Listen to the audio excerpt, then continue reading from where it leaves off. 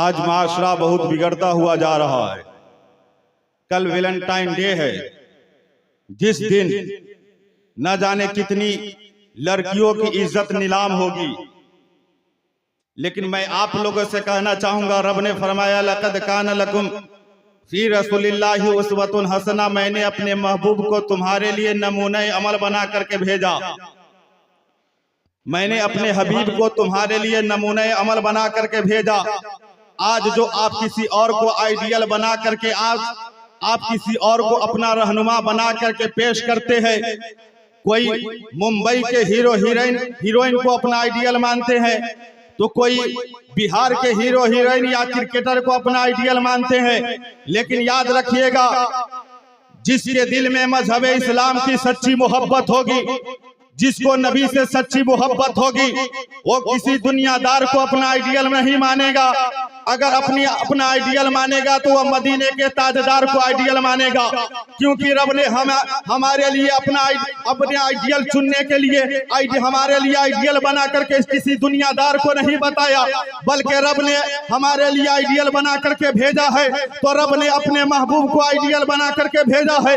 आज हमारा माशरा इतना खराब होते हुए जा रहा है, इतना खराब होते हुए जा रहा है कि बाप वहीं पर बैठा हुआ है, बेटी किसी गैर मर्द से बात कर रही है, माँ वहीं पर बैठी हुई है, बेटी किसी गैर मर्द से बात कर रही है। मैं पूछना चाहता हूँ मुसलमानों, जब तुम्हारे लिए जब नबी ने आइडियल है, जब तुम्हारे लिए हमारे नबी आइडियल है, तो किसी दुनियादार के रास्ते पे क्यों चलते हो? अरे चलना है तो नबी के बताए हुए रास्ते पे चलो। अगर तुम अपनी बेटी को अगर रास्ते पे चलाना चाहते हो तो किसी दुनियादार की हीरोइन के रास्ते पे क्यों चलाते हो? अगर चलाना है तो हजरत फातिमा ज़हरा की सीरत पे अमल कराओ। अगर चलाना है तो हजरत ज़ैनब की सीरत पे अमल कराओ। आज हमारे घर से पर्दा उठ गया है। हमारे घर की औरतों के ऊपर न तो सर पर कोई कभी आंचल होता है, न तो दुपट्टा होता है। हमारे घर की औरतें इतनी बेशरम बेहया होती हुई जा रही है कि माँ वही बैठी हुई है और घर मर्दों से बात करती हुई नजर आती है। और जब वही बेटी जब कुछ दिन होता है और जब गैर मर्दों के साथ जब भाग जाती है तो हम खून के आंसू रोते हैं माशरे में। लेकिन मैं कहना चाहता हूँ, यह मदरसे का प्रोग्राम है। जब मदरसे के प्रोग्राम में आए हैं तो कुछ यहाँ से लेकर के जाए। क्या लेकर के जाना है?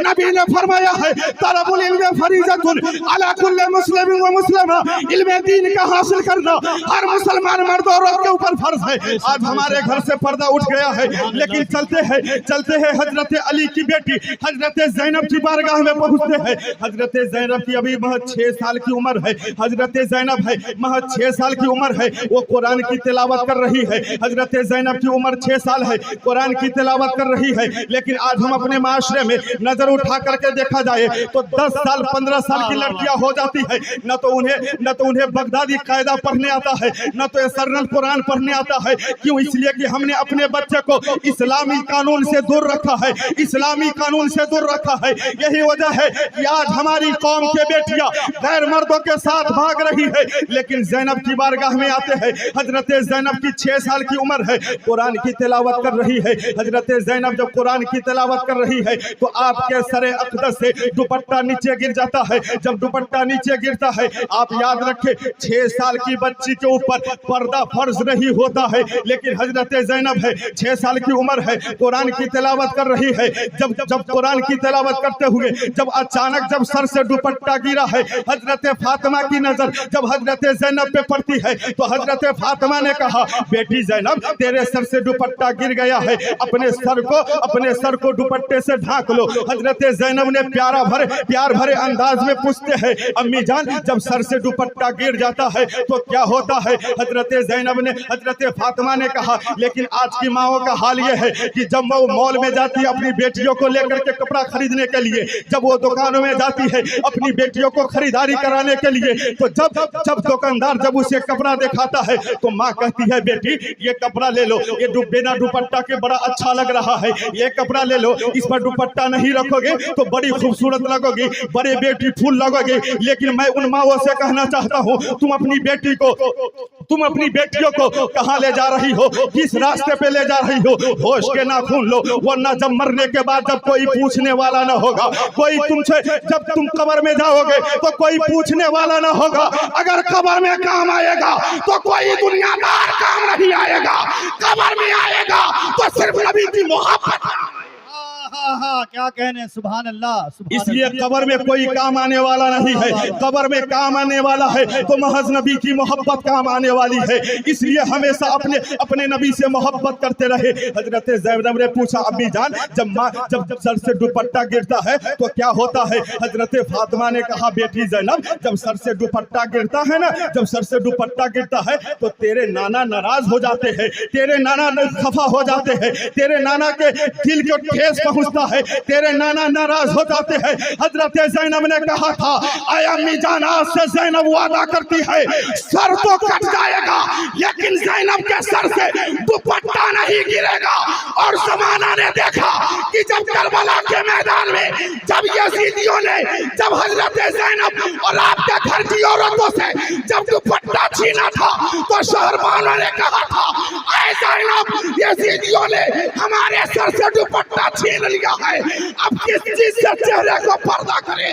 तो ज़ैनब ने कहा था, ऐ नबी के घर की औरतों, याद रख लो, यजीदियों ने हमारे सर से दुपट्टा छीना है, लेकिन रब ने जो बाल की शक्ल में जो नेमत बख्शा है उस बाल से अपने चेहरे से पर्दा कर लो, लेकिन किसी भी हालत में चेहरे को बेपर्दा मत करो। इसलिए किसी ने कहा था कि शब्बीर का मकसद का निगाहबान है ज़ैनब, हर जुल्म पे एक फतह का ऐलान है ज़ैनब। और अब भी जो मुसलमानों में पर्दे का चलन है, यह भी तेरी चादर का ही एहसान है। वाह वाह वाह वाह, सुभान, नारे तकबीर, नारे रिसालत, ये तेरी चादर का ही एहसान है ज़ैनब। इसलिए होश के नाखून लीजिए, अपनी बहकती हुई बेटियों को पाँव में हजरत ज़ैनब की सीरत का जंजीर दे करके रोकिए, वरना जब यही बेटी भाग जाती है तो हम खून के आंसू रोते हैं। आज हमारा माशरा इतना बिगड़ता हुआ जा रहा है, इतना बिगड़ता, इतनी बेशर्मी बेहया बढ़ती हुई जा रही है कि उसका अंदाजा लगाना बड़ा मुश्किल है। आज हमारा बच्चा पबजी थपजी इंस्टाग्राम पता ना कितना ग्राम है, उस इंस्टाग्राम में बिगड़ता हुआ चला जा रहा है। और पहले के लोग, और कुछ दिन पहले चले जाइए जब नया नया मोबाइल आया था तो लोग अपनी स्टेटस पर नबी की नात लगाते थे, लेकिन आज हमारा मामला यह है, आज हमारा माशरा यह है कि अपने मोबाइल के स्टेटस पर नबी की नात नहीं लगाते हैं, बल्कि मुंबई की बेहया औरतों की तस्वीर लगाते हैं। क्यों? इसलिए कि हमारा कुछ फॉलोवर बढ़ जाए, हमारा कुछ फॉलोवर बढ़ जाए। लेकिन याद रख लीजिएगा, जब हम दुनिया की औरतों की जब बेहयाई को जब स्टेटस लगाएंगे, लेकिन एक बात याद रखिएगा, स्टेटस का माना होता है हैसियत, स्टेटस का माना होता है वकार, स्टेटस का माना होता है वकार, इज्जत, यानी आपकी क्या हैसियत है, आपका क्या वकार है, वही आप लगाना चाह रहे हैं। गोया कि आप मुंबई की नंगी लड़कियों की तस्वीर लगा करके आप ये बताना चाह रहे हैं कि हम भी बेहया बेशरम हो चुके हैं। लेकिन याद रख लीजिएगा मुसलमानों, कोई दुनिया वाला आपको लाइक करे या फॉलो करे उससे कोई मतलब नहीं करता है, लेकिन अल्लाह की इज्जत की कसम नौशादुल कादरी का उठा करके कह रहा है, कोई दुनियादार वाला आपको कोई दुनियादार लाइक करे उससे कोई फर्क नहीं पड़ता है, लेकिन अगर रब ने एक लाइक कर दिया तो दुनिया भी समझ जाएगी यार। इसलिए दुनियादार को राजी करने के लिए अपने रब को नाराज मत कीजिए।